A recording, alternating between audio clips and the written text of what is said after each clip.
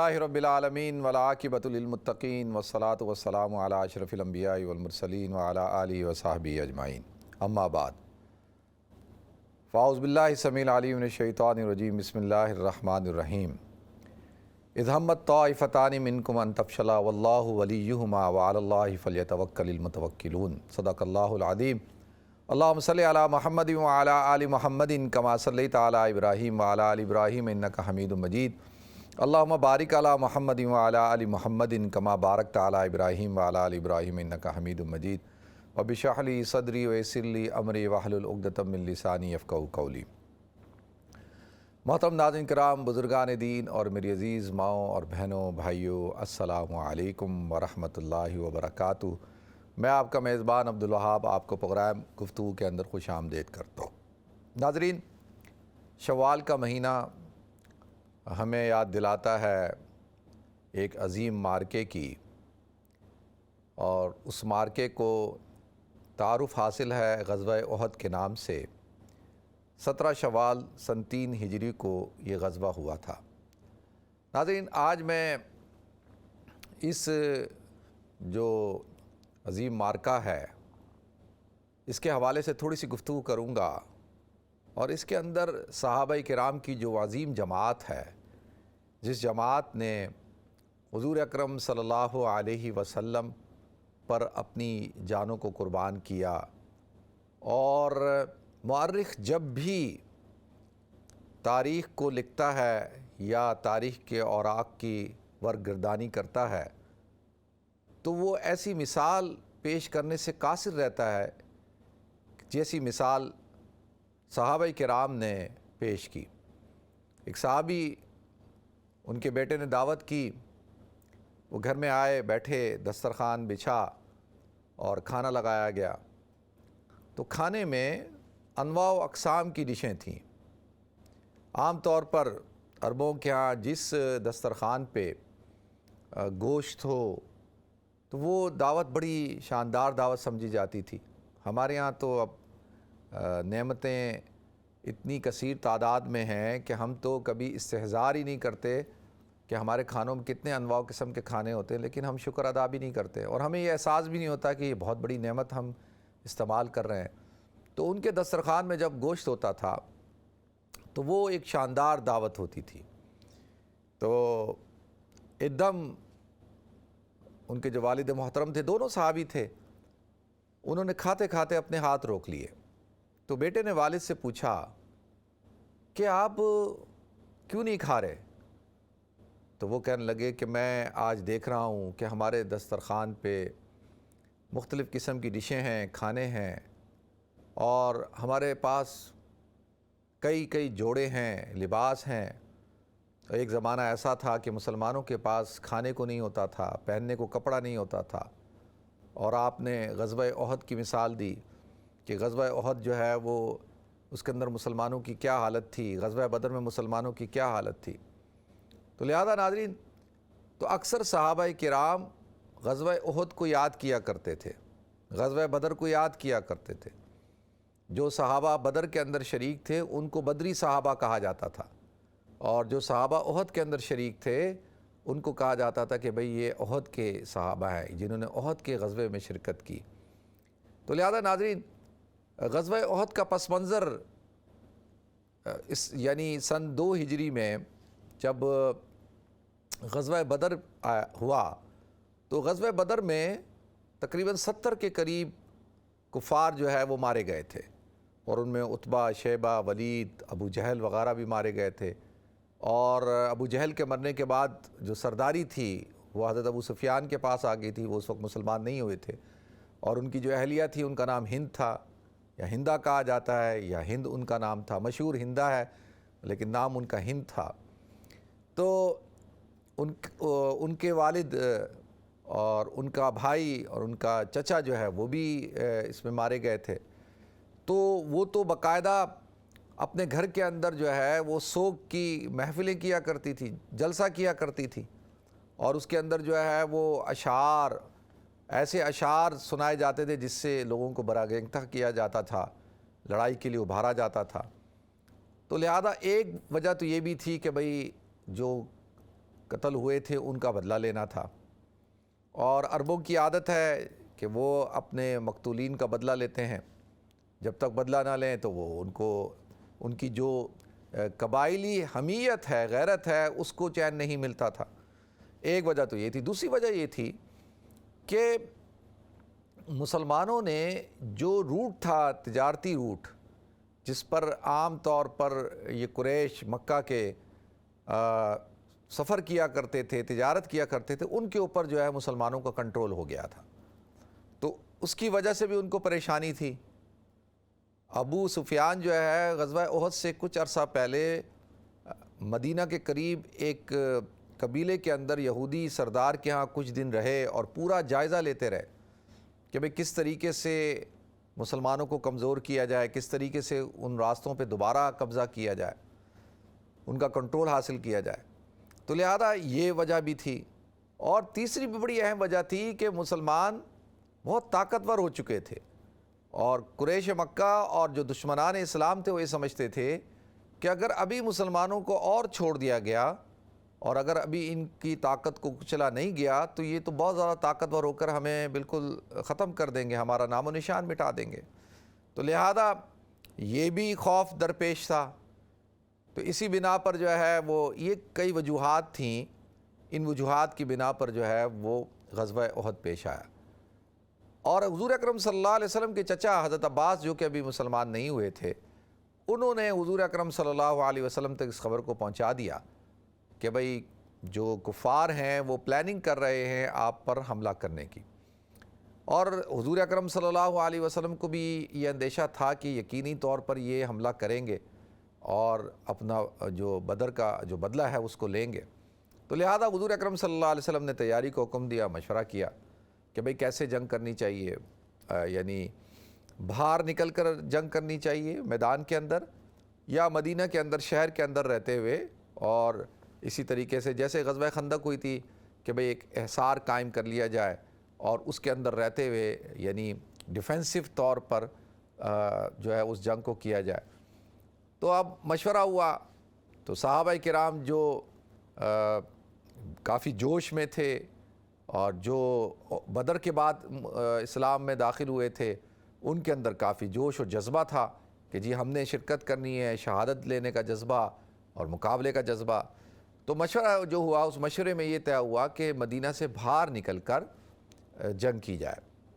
اور یہ جو عبداللہ بن ابی بن سلول ہے ناظرین، اس نے مخالفت کی، اس نے کہا نہیں کہ جنگ جو کی جائے وہ مدینہ میں رہتے ہوئے کی جائے، لیکن جب فیصلہ ہو گیا کہ بھئی جنگ باہر نکل کر کی جائے، تو اور دو اور قبیلے تھے، قبیلہ بنو حارثہ اور بنو سلمہ، انہوں نے بھی شروع میں مخالفت کی۔ ان کی بھی رائے یہ تھی کہ مدینہ میں رہتے ہوئے حملہ کیا جائے، دفاع کیا جائے، مقابلہ کیا جائے، باہر نہ نکلا جائے، جس کو قرآن کہتا ہے اذ ہمت طائفتان منکم ان تفشلا واللہ ولیہما، کہ جب دو اذ ہمت طائفتان منکم ان تفشلا، جب تم میں سے دو جو جماعتیں تھیں انہوں نے کیا دکھایا، وہ پیچھے ہٹے، انہوں نے بزدلی دکھائی، یا انہوں نے جو ہے وہ ان کے پاؤں پسلے۔ تو پھر بعد میں کیا ہوا کہ شروع میں یعنی ان کا یہ فیصلہ تھا، لیکن پھر انہوں نے کہا نہیں ٹھیک ہے ہم آپ کے ساتھ ہیں، تو واللہ ولیہما۔ تو جب ان کو اندازہ ہو گیا کہ حضور اکرم صلی اللہ علیہ وسلم کی رائے یہ ہے کہ باہر نکل کر مقابلہ کیا جائے، تو انہوں نے اپنے ارادے سے جو ہے وہ واپس ہو گئے، ارادہ ملتوی کر دیا، تبدیل کر دیا۔ تو واللہ ولیہما، تو اللہ تعالیٰ ان کا دوست ہے۔ تو اس پر یہ ہے کہ کیونکہ ان کی جو رائے تھی وہ اس کے اندر کوئی سازش نہیں تھی، اس کے اندر کوئی ایسی بات نہیں، تو وہ حکمت عملی کے تحت یہ رائے دینا چاہتے تھے۔ تو اللہ تعالیٰ نے کہا کہ اللہ ان کا دوست ہے، تو لہٰذا اسی بنا پر وہ کہا کرتے تھے فخریہ طور پہ کہ دیکھو اللہ تعالیٰ نے ہمارا تذکرہ قرآن میں کیا اور ہمیں اپنا دوست کہا ہے، وعلی اللہ فلیتوکل المتوکلون، اور اللہ کہتا ہے دیکھو جو توکل کرنے والے لوگ ہیں ان کو چاہیے کہ وہ اللہ پہ توکل کریں، اللہ ہی پہ توکل کرنا چاہیے۔ ناظرین بریک کے بعد انشاءاللہ میں تھوڑی سی بات توکل کے حوالے سے ضرور کروں گا، اور یہ بڑی اہم بات ہوگی، اس لیے ابھی کہہ رہا ہوں تاکہ میرے بھی ذہن میں رہے اور آپ حضرات کے بھی ذہن میں رہے، اور آپ حضرات بھی بریک کے بعد ضرور اس توکل والی بات کو سمجھیں۔ تو لہذا ناظرین اب جب قریش پورا قافلہ لے کر آ گئے، 3000 کا لشکر اور 200 گھوڑے، 300 زرہ پوش لوگ اور ساز و سامان کے ساتھ اور مسلح ہو کر، اور اسی طرح سے خواتین، عورتیں، گانے والی، اشعار پڑھنے والی، اور جو ہے وہ بڑے جوش و جذبے کے ساتھ حضور اکرم صلی اللہ علیہ وسلم بھی نکلے۔ تو لہذا ناظرین، اب یہ جو احد کا مقام ہے، آپ اور میں الحمدللہ کئی دفعہ گئے ہوں گے، آپ میں سے بہت سارے لوگ کئی دفعہ گئے ہوں گے، یا بہت سو نے دیکھا ہوگا، احد پہاڑ بھی دیکھا ہوگا، احد کا میدان بھی دیکھا ہوگا، اور وہاں پر شہدائے احد حضرت حمزہ رضی اللہ تعالیٰ عنہ، حضرت مصعب بن عمیر رضی اللہ تعالیٰ عنہ کی قبر مبارک بھی ہیں۔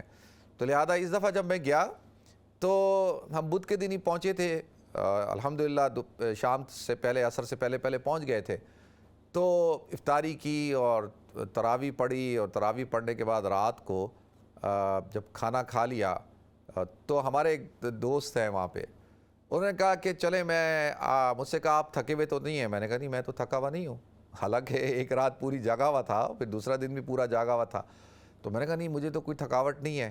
تو کہتے ہیں کہ چلو ایسا کرتے ہیں کہ میں آپ کو لے کے چلتا ہوں۔ میں نے کہا کہاں؟ کہتے ہیں کہ احد کے میدان میں ہر بدھ کی رات کو جو مدینہ منورہ کے جو بزرگ ہیں، جو مدینہ منورہ کے جو اصل مدنی لوگ ہیں، جو انصاری ہیں، ان کی عادت شریفہ ہے 1400 سال سے کہ وہ بدھ کی رات کو وہاں رات کو جاتے ہیں، یعنی ایک تہائی رات کے بعد 12-1 بجے کے قریب، 1:30 بجے، 2 بجے کے قریب۔ تو میں نے کہا چلے جی، ہم بھی گئے وہاں پہ۔ تو ایک عجیب منظر ہوتا ہے ناظرین، اس کو بیان کرنا میرے پاس الفاظ نہیں ہے، یعنی میں کہاں سے وہ الفاظ لاؤں جس سے میں وہ منظر کشی کر سکوں۔ بس یہ کہ ایک عجیب قسم کی ہیبت طاری ہو رہی تھی، اور یعنی اور خاص طور پر جو صحابہ کرام کی جہاں قبور ہیں، وہ مقام تو ایسا لگتا تھا بقائے نور بنا ہوا ہے، اور بڑی ہی پرسکون کا لمحہ تھا وہ، اور جو وقت وہاں گزارا۔ تو وہاں میں نے ایک عجیب منظر بھی دیکھا کہ ایک میاں بیوی ہیں، اور انہوں نے ایک بڑی گاڑی لے کے آئے، کھڑی کی، اور اس میں سے ان کے پاس میرے خیال میں ڈھیروں جاں نمازیں تھیں، اور وہ جاں نمازیں جو ہے وہ دونوں میاں بیوی جو ہے وہ تقسیم کر رہے ہیں لوگوں کو۔ تو میں بھی ان کے پاس گیا، تو دیکھیں وہ تو ہدیہ ہے، ہدیتاً دے رہے تھے، تو میں نے بھی لی، تو ہم وہیں چھوڑ کے آ گئے۔ تو میں نے ان سے پوچھا کہ بھئی آپ یہ کیا کر رہے ہیں؟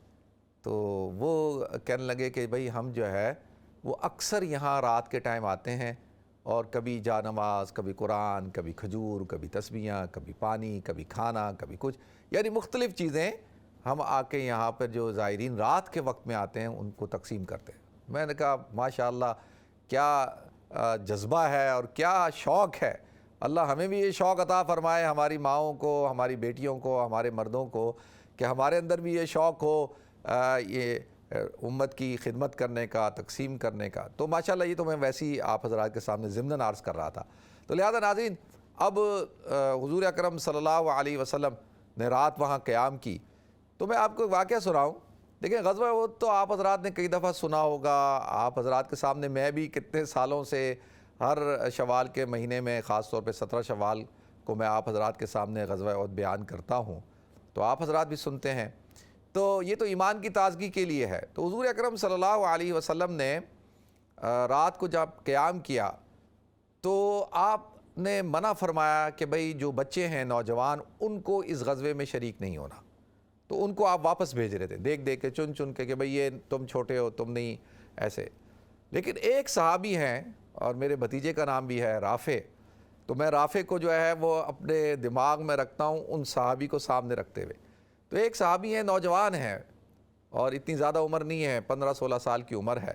تو اللہ کے رسول صلی اللہ علیہ وسلم نے کہا رافع تم نے ہمارے ساتھ جنگ میں شرکت کرنی ہے، تم رکو۔ تو اس کی وجہ یہ تھی کہ جو حضرت رافع تھے، نوجوان تھے، بہت تیز تھے، پھرتیلے تھے، اور بڑے زبردست ماہر تیر انداز تھے، یعنی ان کا جو نشانہ تھا وہ کبھی بھی چوک نہیں کرتا تھا، ماہر تیر انداز تھے۔ تو حضور نے فرمایا رافع تم ہمارے ساتھ رہو گے۔ تو ایک اور صحابی ہیں، وہ حضرت رافع سے چھوٹے ہیں۔ اچھا، جب وہ انہوں نے دیکھا تو وہ حضور اکرم صلی اللہ علیہ وسلم کے پاس آئے، ان کا نام ہے حضرت سمورہ۔ کوئی شخص جو ہے وہ اپنے بچے کا نام رکھے سمورہ، تو حضرت سمورہ جو ہے وہ رضی اللہ تعالیٰ عنہ آئے، اور وہ حضرت رافع سے چھوٹے ہیں عمر میں. انہوں نے کہا یا رسول اللہ آپ نے رافع کو جو ہے روکا ہے. رافع جو ہے وہ آپ کہتے ہیں رافع جو ہے جنگ میں شریک ہوگا، اور ہمیں آپ نے کہا گھر جاؤ، تو آپ ایسا کریں کہ مجھے بھی اجازت دیں. حضور نے فرمایا نہیں تم چھوٹے ہو. کہا نہیں یا رسول اللہ آپ میرا اور رافع کا مقابلہ کروا لیں، ہم میں سے جو جیت جائے تو پھر اس کو ٹھہرنے کی اجازت ہو، تو کشتی کا مقابلہ کروا لیں. تو اللہ کے رسول صلی اللہ علیہ وسلم مسکرایا، آپ نے کہا ٹھیک ہے مقابلہ کراؤ. اب جب مقابلہ ہوا تو حضرت سمورہ نے حضرت رافع کو شکست دے دی، تو لہذا کہا کہ یا رسول اللہ میں نے بھی اب رکنا ہے. تو اب دیکھیں یہ جذبہ تھا مسلمانوں کا، نوجوانوں کا یہ جذبہ تھا. لہذا ناظرین اسی طریقے سے پھر اللہ کے رسول صلی اللہ علیہ وسلم نے فرمایا کہ میرے پاس جو یہ تلوار ہے یہ میں اس شخص کو دوں گا جو اس تلوار کا حق ادا کر دے. اب سارے جو ہے وہ صحابہ کا شوق پڑ گیا، ہر صحابی آگے بڑھ رہا ہے، حضرت عمر رضی اللہ تعالیٰ عنہ، حضرت سعد رضی اللہ تعالیٰ عنہ، زیاد، حضرت علی، کہ سب یہ تلوار ہمیں مل جائے. تو آپ نے ایک دم حضرت ابو جندب رضی اللہ تعالیٰ عنہ آگے بڑھے، اور انہوں نے آگے بڑھ کر جو ہے حضور نے یہ تلوار ان کو دے دی. آپ نے وہ تلوار لی اور کہا کہ تم جو ہے، انہوں نے پوچھا یا رسول اللہ اس کا حق کیا ہے، اس کا حق ادا کرنا کیا ہے؟ کہا اس کا حق ادا کرنا یہ ہے کہ میں یعنی اس سے دشمنوں کا مقابلہ کرتے کرتے کرتے یہاں تک کہ اتنا مقابلہ ہو کہ یہ تلوار ٹوٹ جائے. تو انہوں نے ناظرین اسی طریقے سے مقابلہ کیا. تو وہ فرماتے ہیں کہ جب میں تلوار چلا رہا تھا تو ایک دم میری تلوار کے آگے ایک شخص آیا جس نے اپنا چہرہ چھپایا ہوا تھا. تو جیسی وہ تلوار کے نیچے آیا تو ایک دم وہ چیخا، تو آواز آئی، عورت کی آواز تھی. تو ایک دم میں نے اپنی تلوار روک لی کہ بھئی یہ تو کوئی خاتون ہے. تو وہ کہتے ہیں کہ میں نے جیسے ہی دیکھا تو وہ خاتون جو تھی وہ ہندہ تھی، جو اس وقت تک مسلمان نہیں ہوئی تھی. تو کہا کہ اب وہ ہندہ جو ہے وہ رو رہی ہے، پریشان ہے کہ بس اب میرا وقت قریب آ گیا. لیکن حضرت جندب رضی اللہ تعالیٰ عنہ ارشاد فرماتے ہیں کہ وہ کہتے ہیں کہ میرے خیال میں حضرت جندب تھے یا حضرت ابو دجانہ تھے، اب یہ میرے ذہن سے دونوں میں نام مکس اپ ہو رہا ہے. تو حضرت ابو دجانہ تھے یا حضرت ابو جندب تھے، دونوں میں سے کوئی ایک صحابی تھے. تو انہوں نے کہا کہ تم بے فکر ہو جاؤ، میں حضور اکرم صلی اللہ علیہ وسلم کی اس تلوار سے کسی خاتون کو قتل نہیں کروں گا. دیکھیں یہ صحابہ کرام کا ایک جذبہ تھا، اسوہ تھا. اور اللہ تعالیٰ نے دیکھیں پھر بعد میں وہ جو ہندہ ہے اس نے پھر حضرت حمزہ کے ساتھ جو کیا، اور پھر اللہ تعالیٰ نے بعد میں ان کو ہدایت عطا فرمائی. حضرت ابو سفیان کی اہلیہ تھی. تو لہذا ناظرین یہ صحابہ کرام ہیں. اسی طریقے سے ایک اور صحابی ہیں جن کو کہا جاتا ہے حضرت حنظلہ رضی اللہ تعالیٰ عنہ. اور یہ حضرت حنظلہ رضی اللہ تعالیٰ عنہ کے بارے میں آتا ہے ان کو غسیل الملائکہ کہا جاتا ہے، یعنی وہ صحابی جن کو ملائکہ نے غسل دیا. تو حضور اکرم صلی اللہ علیہ وسلم نے پوچھا جب غزوہ جنگ ختم ہوئی کہ حنظلہ کہاں ہے، تلاش کرو. تو حضرت حنظلہ کو تلاش کیا جا رہا ہے. تو حضور اکرم صلی اللہ علیہ وسلم نے ارشاد فرمایا کہ میں نے دیکھا کہ حنظلہ کو فرشتے جنت کے جو چاندی کے برتن ہیں ان برتنوں میں پانی ڈال کر حنظلہ کو غسل دے رہے ہیں. تو پتہ کرایا کہ ایسا کیا وجہ ہے، کیوں؟ تو پتہ چلا کہ کل رات ہی کو ان کی شادی ہوئی تھی، نکاح ہوا تھا، اور انہوں نے اپنی بیوی سے مقاربت کی. جیسی اعلان ہوا جنگ کا تو یہ غسل جنابت کیے بغیر جو ہے وہ تیزی سے جو ہے نکل آئے اور آ کر جو ہے وہ شہید ہو گئے. تو جو ملائکہ ہیں وہ ان کو غسل دے رہے ہیں. ان کو کہا جاتا ہے حضرت حنظلہ رضی اللہ تعالیٰ عنہ. اسی طرح ناظرین حضرت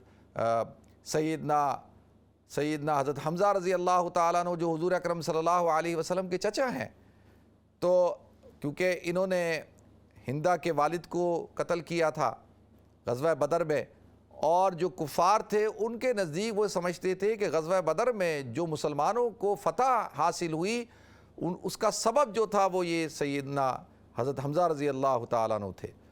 تو آپ نے جو ہے وہ اتنی بہادری سے غزوہ بدر کے اندر جو ہے مقابلہ کیا تھا.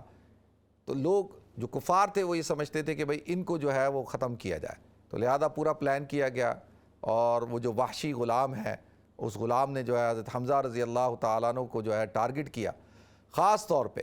اچھا، اس کو ایک تو یہ کہا گیا تھا کہ بھئی تم یا تو حضور اکرم صلی اللہ علیہ وسلم کو شہید کر دو، یا تم حضرت علی کو شہید کر دو، یا حضرت حمزہ کو کر دو، ان تینوں میں سے کسی کو بھی کر دو کہ تم آزاد ہو۔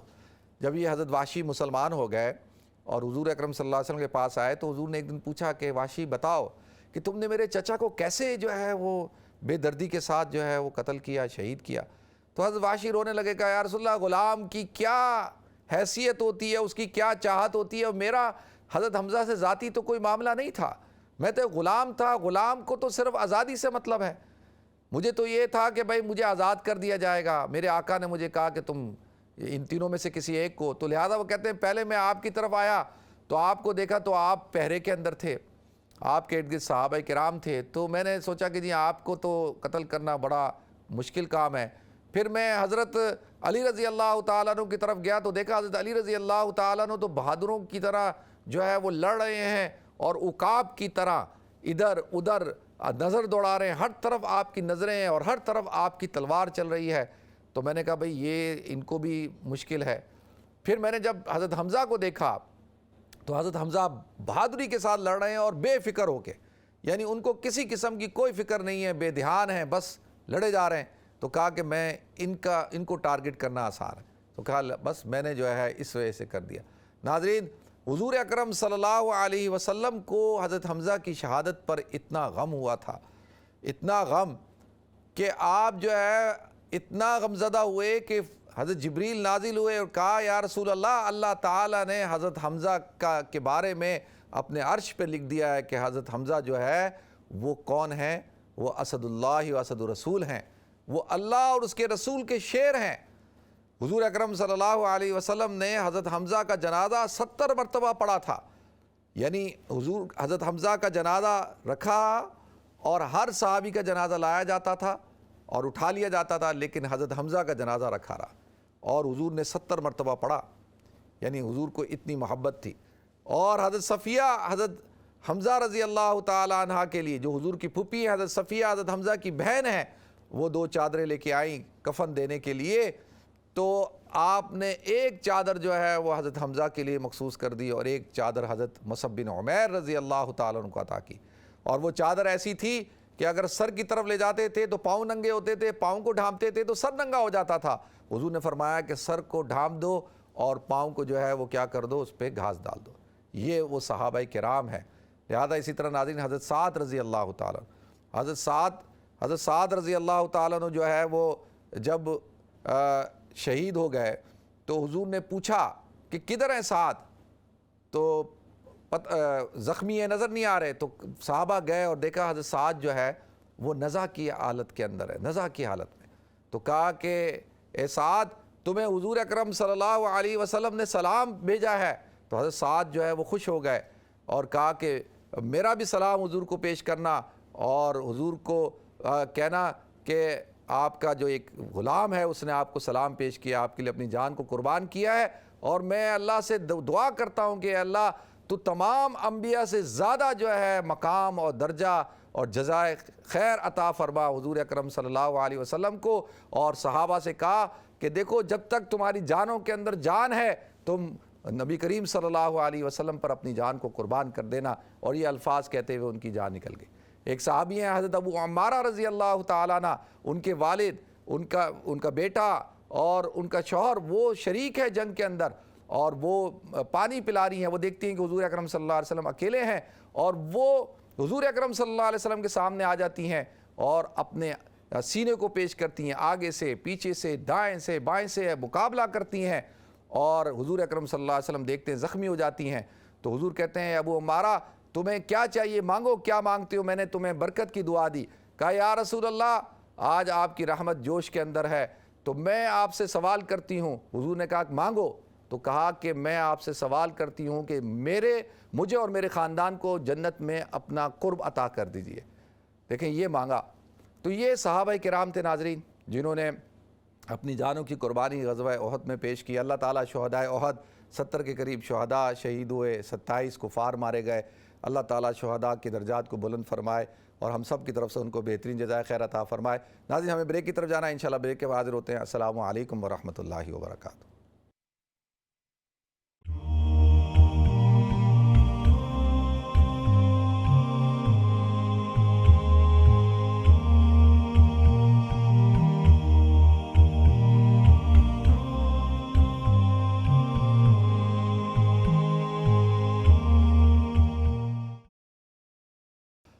بسم اللہ الرحمن الرحیم، السلام علیکم ورحمۃ اللہ وبرکاتہ۔ ناظرین آپ کو ایک دفعہ پھر پروگرام گفتگو کے اندر خوش آمدید کرتا ہوں۔ ناظرین میں نے جیسے بریک سے پہلے آپ حضرات کے سامنے عرض کیا تھا کہ میں بریک کے بعد توکل کے حوالے سے گفتگو کروں گا۔ ناظرین عام طور پر توکل کا جو کانسیپٹ ہے وہ کیا ہے، اور قرآن میں اللہ تعالیٰ نے کیا ارشاد فرمایا، فَإِذَا عَزَمْتَ فَتَوَكَّلْ عَلَى اللَّهِ، اور پھر اِذْ هَمَّتْ طَائِفَتَانِ مِنْكُمْ أَن تَفْشَلَا وَاللَّهُ وَلِيُّهُمَا وَعَلَى اللَّهِ فَلْيَتَوَكَّلِ الْمُتَوَكِّلُونَ، کہ اللہ ہی پہ توکل کرنا چاہیے توکل کرنے والوں کو۔ اور جیسے میں نے عرض کیا کہ قرآن کہتا ہے کہ بھئی جب تم ارادہ کر لو کسی کام کے کرنے کا تو توکل کرو۔ توکل کہتے کسے ہیں؟ پہلے تو آپ توکل کو سمجھنے کی کوشش کریں، اور ہمارے ہاں جو ایک غلط فہمی ہے اس کا بھی ازالہ ہو جائے گا، وہ بھی میں تھوڑا سا کوشش کروں گا آپ حضرات کو سمجھاؤ۔ پہلے کیا ہے توکل؟ یہ ہے کہ دیکھیں پہلے آپ سارے اسباب کو اختیار کریں، جو بھی اسباب ہے۔ مثال کے طور پہ غزوہ احد میں حضور اکرم صلی اللہ علیہ وسلم نے سارے اسباب کو اختیار کیا، حالانکہ عبداللہ بن ابی بن سلول نے آپ کو دھوکہ دیا، بالکل عین میدان جنگ میں 300 لوگوں کو لے کے نکل گیا۔ یعنی یہ تو دیکھیں ایسا ہے کہ جنگ کے وقت میں ایک بہت بڑی جماعت کا علیحدہ ہو جانا تو اس زمانے کے اندر شکست یقینی ہوتی تھی کہ بھئی یہ تو اس نے ایسی سازش کی ہے کہ وہ یعنی بالکل پلان کر لیا آپ کو ختم کرنے کا، لیکن اللہ تعالیٰ نے جو ہے حضور اکرم صلی اللہ علیہ وسلم اور صحابہ کی حفاظت فرمائی۔ کس طریقے سے؟ اچھا دیکھیں تو پہلے کیا ہے کہ اسباب کا اختیار کر لینا، اسباب کو اختیار کر کے اب اللہ کی ذات پہ آپ بھروسہ کریں، جیسے حضور اکرم صلی اللہ علیہ وسلم نے غزوہ بدر میں کیا، جیسے حضور اکرم صلی اللہ علیہ وسلم نے غزوہ احد میں کیا، مشورہ کیا، جو چیز طے ہو گئی پھر اس کے اب دیکھیں ایک آدمی ہے اس کو کہا جا رہا ہے کہ بھئی تم نے شکار کرنے جانا ہے، اب وہ شیر کا شکار کرنے جا رہا ہے اور نہ اس کے پاس کوئی ہتھیار ہے، نہ کوئی اس کے پاس کوئی کھانے کی چیزیں، نہ اپنی دفاع کی چیزیں، کوئی تیاری کے ساتھ نہیں، ایسی جنگل میں جا رہا ہے۔ اب کوئی اس کو بولے بھئی تو کیا کرنے جا رہا ہے؟ وہ کہتا ہے میں تو شکار کرنے جا رہا ہوں۔ بھائی شکار کرنے جا رہے ہو تو تمہارے پاس کوئی بندوق ہے، تمہارے پاس کوئی اور اسلحہ ہے، کوئی خنجر ہے، تم نے کوئی تیاری کی؟ نہیں اللہ کی ذات پہ بھروسہ ہے، بالکل میں اللہ پہ توکل کیا ہوا ہے، اللہ میرے ساتھ ہے۔ تو یقینی طور پہ جب شیر سے مقابلہ ہوگا تو شیر کیا کرے گا؟ اس کو چیر پھاڑ کے رکھ دے گا۔ تو کہتے ہیں اسباب، جیسے فرمایا کل فتوکل، پہلے جو ہے اونٹ کی جو لگام ہے اس کو پہلے اس کو کیا کرو؟ باندھو، پھر اس کے بعد گھوڑے کی لگام کو باندھو اور پھر اس کے بعد کیا کرو؟ پھر اللہ پہ بھروسہ کرو۔ آپ گاڑی کو لاک کر دیں، گاڑی کا پورا سیکیورٹی سسٹم ہو، سب کچھ ہو، اب آپ اللہ پہ بھروسہ کریں۔ چوری ہوگی تو بھی ٹھیک ہے بھئی اللہ کی طرف سے ہے، لیکن اگر آپ نے گاڑی کھلی چھوڑ دی ہے، آپ نے یعنی ایسی کوئی نیگلیجنسی دکھائی ہے اور گھر کھلا چھوڑ دیا ہے، کھڑکیاں کھلی بھی ہیں، اب چوری ہو گئی تو کہتا ہے جی اللہ کی طرف سے تھا، تو یہ جو بات ہے نا یہ توکل کے منافی ہے۔ توکل کیا ہے؟ توکل یہ ہے کہ آدمی کو سبب اختیار کرنے کے بعد پھر اپنی ذات پہ بھروسہ نہ کرے، پھر اللہ رب العزت کی ذات پہ بھروسہ کرے۔ آپ کہتے ٹھیک ہے جو ہوگا دیکھی جائے گی، پورا انتظام کر لیں، ہر چیز صحیح، آپ نے سفر میں جانا ہے، آپ نے ٹکٹ کرا لیے، آپ نے سارا انتظام کرا لیا، آپ نے ایک چیز مینیج کر لی ہے، سب کچھ صحیح کر کے ہر چیز ہوٹل بک کرایا، سب کچھ کرایا، اب آپ جا رہے ہیں، اب راستے میں کوئی پریشانی ہو گئی، کوئی تکلیف آ گئی تو وہ ٹھیک ہے، پھر اللہ کی ذات پہ ہے بھائی، کوئی کچھ کیا کر سکتے ہیں۔ تو توکل جو ہے وہ اس چیز کا نام ہے۔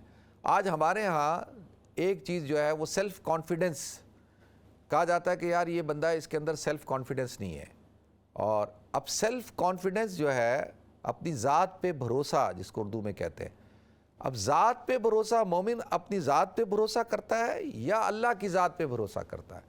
اس کا کانفیڈنس اللہ کی ذات پہ ہوتا ہے یا اپنی ذات پہ ہوتا ہے؟ دیکھیں نا یہ جو لفظ بہت استعمال کیا جاتا ہے کہ یہ سیلف کانفیڈنس اس کے اندر نہیں ہے، اور سیلف کانفیڈنس کا ہونا بہت ضروری ہے، آپ without self confidence you can't achieve any thing. تو اچھا اب بھی لوگوں نے اس کا مطلب غلط لے لیا ہے. دیکھیں ایک ہوتا ہے خود اعتمادی، اپنی ذات پر اعتماد کرو کہ بھئی جو اللہ نے تمہیں صلاحیتیں دی ہیں، جو اللہ تعالیٰ کی طرف سے تمہیں طاقت ملی ہے، جو بھی اللہ نے تمہیں، تو اس پر اعتماد کرو، پھر اس پر بھروسہ کر کے پھر تم جو ہے وہ کس طرح سے جو ہے تم اس کا مقابلہ کرو، پھر ڈرو نہیں. تو سیلف کانفیڈنس میں یہ ہوتا ہے کہ بھئی اپنی صرف مسلمان مومن جو ہے وہ اپنی ذات پر بھروسہ نہیں کرتا، اس کو اپنی ذات کے ساتھ ساتھ اللہ کی ذات پر اعتماد ہوتا ہے. تو اب آپ ساری چیزیں آپ کر لیں اور کرنے کے بعد پھر کہیں کہ اب یہ میرے اللہ کے ہاتھ میں ہے اور انشاءاللہ میرا اللہ اچھا کرے گا، میرا اللہ برا نہیں کرے گا. تو اس کو کہتے ہیں صحیح معنوں میں کہ یہ انسان جو ہے وہ اللہ کی ذات پر بھروسہ کرتا ہے، اور اس کو مومن کہا جاتا ہے، اس کو متوکل کہا جاتا ہے. اور یہ توکل علی اللہ یعنی اللہ کی ذات پر توکل کرنے والا شخص ہے. تو لہذا اللہ تعالیٰ مجھے بھی توفیق عطا فرمائے جی، اللہ تعالیٰ ہم سب کو توفیق عطا فرمائے